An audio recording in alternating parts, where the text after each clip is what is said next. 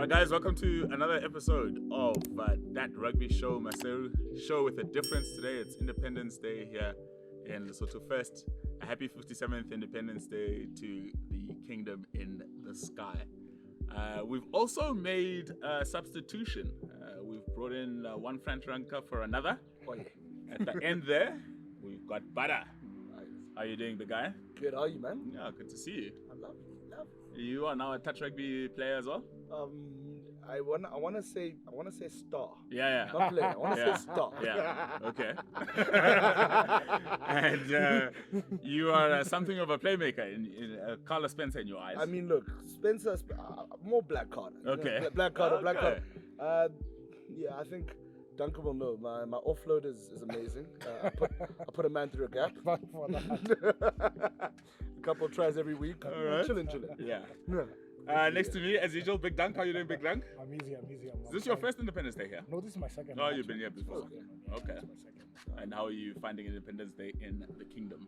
Yeah, quite different, but a break is a break. Breaks up, right? Yeah. Even if it's midweek. So we're going to have 2 Fridays this week. Exactly. Wonderful. Guys, let's do a bit of a review on the World Cup. But before we do that, let's start with this question for you guys. What do you guys think is the importance of a squad in this competition? It's massive.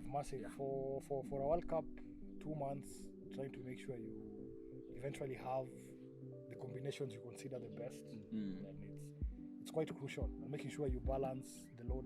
We were having a conversation with him just before on that, where we were saying, okay, New Zealand, Ireland, SA, France, possibly even England, have a 23 that can beat anyone in the world. Yeah.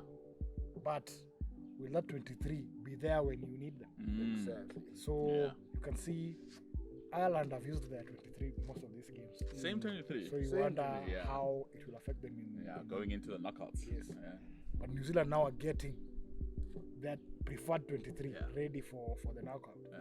Yeah. SA have all the guys they need now, even with Pollard back, Arms back, yeah. It's big. Having your best team on the park come playoffs, it's everything. And so having depth so that you can be able to balance in the pool games, have different people, make sure that the workload is distributed in a way that it will not be affected come playoffs. Hey, Butter? And I mean, look, also think about it when you get to knockouts. Last World Cup, Springboks, Colby gets injured in the quarterfinal. You know, he's been the star the whole time. Yeah. You need to have The next people guy. at that level. Yeah. And without a squad, you don't have people at that level. You don't have people preparing your 23 at that level. And, you know, my theory is this World Cup, you're going to start to see some of the favorites. The lack in squad is going to be a big factor when you get to the sort of quarter semi-final. I think because there's going to be 2 massive quarterfinals and 2 sort of okay semi-finals. Yeah. But when you get to the semis, those big quarterfinal games are gonna be quite telling. If you've played the same squad, And to Dunk's point, the big worry for Ireland should be exactly that. Exactly. They should be worried about that 23 playing week in and week out and then getting to the knockouts, playing, as you say, a really tough quarterfinal. Whoever they play, it's going to be a really tough QF. And then you must now go and pick yourself up for the next week. Imagine playing Wales or England, Yeah. where they've really had a lightish run, and England, you know, when you look at England's first game, where they know even when they're having a bad game, put in the pocket 27 points, that's enough to win a semi-final. So if you're not on, if your team isn't fresh and ready when come semi-final time, you're going to be left wanting, and I think that's the big worry for Ireland. Box lose Mapimpi and then bring in God of Rugby, Lukhanyo Am. Thoughts, Dunk? I don't think they really are losing out with Olympia because, to be frank, he's dropped in terms of being a first choice player on the wing. So, of course, looking at depth and at the games coming up, he's been there. He knows how to deliver. So, if he could have been called upon in the latter stages, he will still be able to perform. Yeah. But at this stage, he dropped in terms of being a starter player. Yeah. So not much of an impact. But whoever they brought, man, that guy is brilliant. Ironically, they're flatmates, eh? Oh yeah. Yeah, Mapipi Yeah. and And Kanya. Kanya. Yeah. Look, Kanye's the Rolls Royce of rugby. Nah, so. he's a rugby player. He's a rugby player. Everyone's like, they're gonna need a few games to get himself. Like, Nah. Put him in now. Kanye needs, he needs half a practice and he's in. Yeah. I'm ready to go, Oaks. I'm ready. Yeah. Guys, let's move on to just another thing that I've been observing over this World Cup. Yeah. What do you think about the gap between tiers 1 and 2 teams? Do you think the gap is closing, or do you actually think that the chasm is maybe even opening and becoming more visible? Is that a leading question? I think it might be. But anyway. Based on some of the performances, not really sure. Maybe my mind is telling me that no, this gap is widening. Yeah. But some of the performances are telling you that no, this gap might be getting smaller. Yeah. You look at how Portugal is playing. I think Portugal has only 10 professional 10 players. pros, yeah. But you look at the kind of rugby they're playing. Brilliant. Uruguay. Pushing these teams, yeah. So Chile, you look at how Chile, they're yeah. playing, and you also see the rise of Georgia. Yeah. See the rise of Georgia. Yeah. So to some extent, you can say there is that, but on this other side, they're not getting the chance to play the tier 1 team. So as long as they're not playing at a higher level consistently, then you're at a disadvantage. So and with the changes that are coming up, meaning they might not even meet till the next World Cup, then I think we'll be seeing bigger scores come next World Cup instead of getting closer. But you dig to watch those like second tier teams, because you say those are the club rugby players that'll be coming in. Yeah. Because I think so. Look, I think in all honesty, the gap is closing. But I think what you're seeing is there's a few teams who aren't catching up, and even in the tier 2, there's gaps between them now that you're starting to see, right? Yeah. And I think that's then the question is how do you answer that? Because look, if you go back 5-6 years, you say Fiji's a tier 2 nation, Japan's a tier 2 nation. Japan made a quarterfinal in the last World Cup. Fiji look odds on to make a quarterfinal again. And listen, all my heart is backing them for that semi. Yeah. So you're seeing that there are some teams that are and there are structural reasons why there's more games happening in those countries. There's a lot more rugby being played at home. And I think, as you say, with Portugal as well, in Europe and in South America, you're seeing that as well. The local leagues are really starting to develop, and the big players are moving to France. They're moving to England. They're moving to Japan, so you can watch them a little bit more regularly. They're playing against some of the best in the world. But I think as soon as you start to cut that tier 1 exposure, you're gonna see the gap really starting to, it's gonna grow, because you're gonna have a Namibia situation where you've got one player who is a pro and world class, but the rest of the team are varsity cup ready. Varsity cup, basically. Shout out to varsity cup.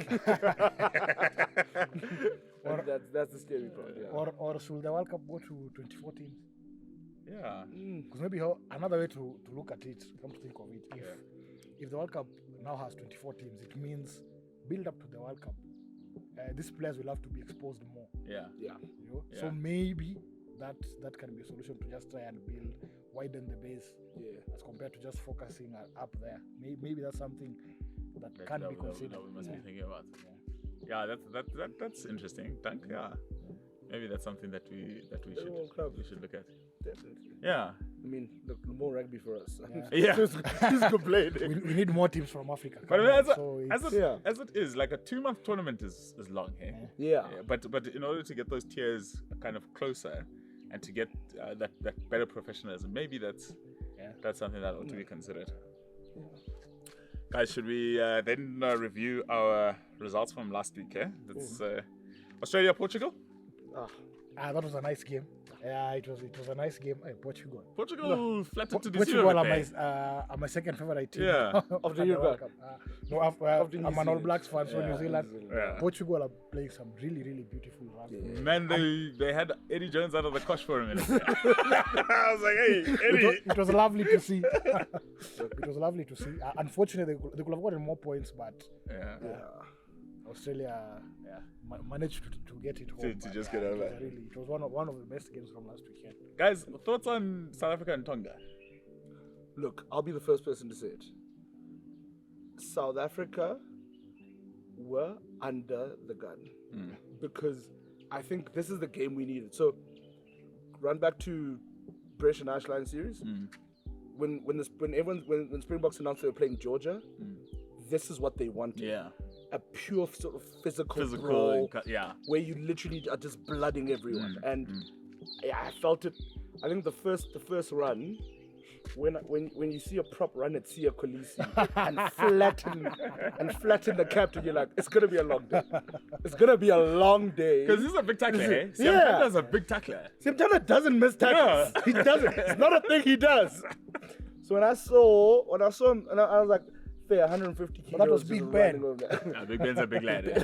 He's a big piece of meat. Ben is 150 Yes. 150 kilos and, Yeah. and, He's and, he, unstoppable. and he moves. No, he does. And he moves, man. Yeah. So I think the concern is, okay, this is the first time you conceded 3 tries in like years. In a long time. Man. Yeah, we don't concede tries. Did it get a bit disjointed? And Springboks, think so. Springboks don't like that. So Springboks are very structured. I think there was a lot of pressure on points because the Springboks style isn't suited to necessarily lots chasing of- points. Yeah. It's about winning the game and dominating. Yeah. And so I think that sort of, trying to get all those tries, trying to play in a sort of broken game. Yeah, maybe open it a bit up for Tonga. But look, I'm not worried. I think we got what we wanted out of it. Yeah. I think we got players blooded. We got that sort of physical challenge, and going into a quarterfinal, semi-final. Got all 5 points as well. Yeah. And the physios and their pay. They did. Has to be Ice bath immediately. Ice bath, folks. That game was physical. It was Doug, nice. as the Touch Rugby resident playmaker, your thoughts on Libok and versus Pollard? I think Libok is still, when you're talking about open play, putting ball in place, moving the team around the park, Libok is better than Pollard. But in terms of game management, points, Pollard is the man. So obviously, going to the playoffs, it's up to the coaches to see, okay, how are we going to be taking these games? It can be, okay, you want guys to run before, put them in space, do the cross kicks and all, then have someone to come and close, or vice versa. Stability, then run them out when you have the bomb squad on. So depends on the tactics they used. But if it were me, I'd start with Libok, then bring in Pollard just to make sure. But you're on the same page, eh? Same page. Yeah. Look, I think. If Libok kicks the way he kicked when he came on, right, you're fine. You get all the points you need. Yeah. But I think you lose out so much if you don't start. If you don't start him, You lose out, and especially if you've got the kind of I'm back. Exactly. If you've got a ball playing back line, get your ball playing fly half exactly. to stimulate it. Play the line. Look, Fords will do the work, and that's the one thing you can trust about South Africa. We'll get on the front foot, and they'll open up space for the backs. And if in the last 30 minutes, if you need a Pollard to come on, stabilize, just bang out penalties. Manage the game, like Dank is saying. As well, because when you look at where South Africa gets most of the penalties, it's in that last 30. It's after that first sort of hour where everyone's focused and you've just brutalized them, you put on the bomb squad, and they just rack up penalties for you. And that's where Pollard will make the big difference. First off, I don't think you get the best out of each player if you play them the other way around. So I agree. I was watching a thing just on kicking. I was watching Andrew James, aka Butch, talking about Mani Lebok's kicking, and he was saying the ball's upright. The ball's you need to have it a little lower, kick towards goal rather than up. And I saw, it's still going like up, but he seems to have found a way to think, and also he wasn't as concerned with the clock. Yes, that was my primary concern, because in the first couple of instances he keeps looking up at the clock, and you're like, dude, just calm down. Kick your. Obviously, the kicking coach has done his work during the week, but also there's something that if you look at the kicks that he missed against Ireland and all, remember the the decision to kick or the idea to kick was coming from the tech bench. Yeah. Some of them were far, maybe he was not comfortable, or he will feel like, no, I should not be kicking. But the coaches have their strategies. They also want to push some things prior to knockout. So there are all these things. So I think just people were getting too concerned for nothing. Because the kicking coach is going to do his job. These are professionals. Yeah, I think in a quarterfinal, semi-final, half those penalties were kicking to the line. With Libacon and the 7-1 split. You're kicking to the line, and it almost feels as if we were pulling a little bit of voodoo. You know, because even in the first half, we didn't maul much against Ireland. We didn't maul at all. Yeah, you're like, well, what? You know, what's the? They were saving the mauling for Tawanga. You know what I'm saying? How was that maul? How was the maul was working perfectly? I like the maul try. Exactly. The Dion Ferry try. I liked the, there was almost like a weight, and I can't remember who was commentating and said Ox is through. I think it was Shimmy. He said, Ox is through. And as soon as he said Ox is through, it just started going.